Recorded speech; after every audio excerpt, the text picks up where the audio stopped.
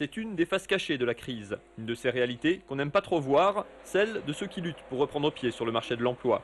Les chantiers d'insertion sont de nature variée, mais il y a une constante, replacer des gens dans l'univers du travail, un contrat, des horaires à respecter, mais aussi l'accès à des formations.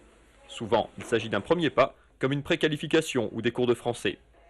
Agréés par l'État, portés par une association ou une collectivité, les chantiers d'insertion accueillent par nature ceux qui sont le plus éloignés du marché du travail.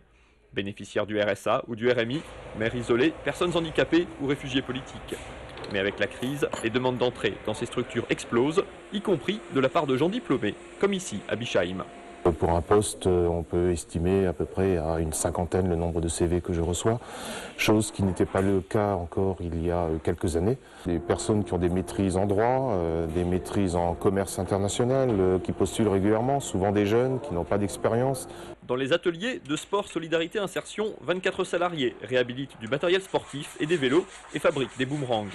Ici, chaque personne est un cas particulier pour lequel il ne saurait y avoir de réponse et de solution toute faite. Jean a 45 ans, licencié économique, son contrat d'insertion de 6 mois lui permet de rester dans son domaine d'activité, mais sans aucune garantie pour l'avenir. Ça fait 5 mois que je suis ici, donc j'arrive à la fin du premier contrat.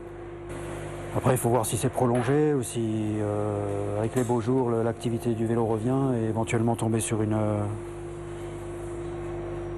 un magasin ou une société qui recrute.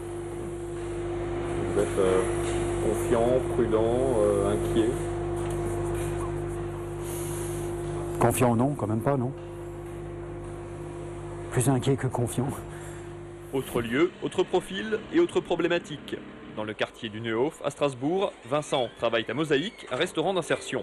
Bac technique, fac d'histoire, une tentative dans l'illustration et en BTS d'infographie, un parcours chaotique ponctué par des ennuis de santé.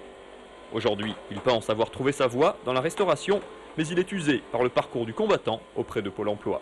Il faut faire les démarches et les recherches tout seul. Et lorsqu'on a trouvé ce qu'on pense nous convenir, là on peut faire quelque chose. Bon, moi je suis content d'avoir trouvé cette formation parce que je me sens vraiment bien derrière une cuisine. Maintenant, je ne sais pas si ça peut être le cas pour tout le monde, quoi. Paradoxe de la crise, c'est au moment où il est le plus difficile de retrouver un emploi que les mesures se durcissent envers les plus fragiles et ceux qui les prennent en charge. Ainsi, Pôle emploi fixe des objectifs de réussite de plus en plus durs à atteindre à des structures qui s'occupent précisément de ceux et celles qui sont le plus loin du système. On exige à ce qu'on fasse des placements de plus de 60%.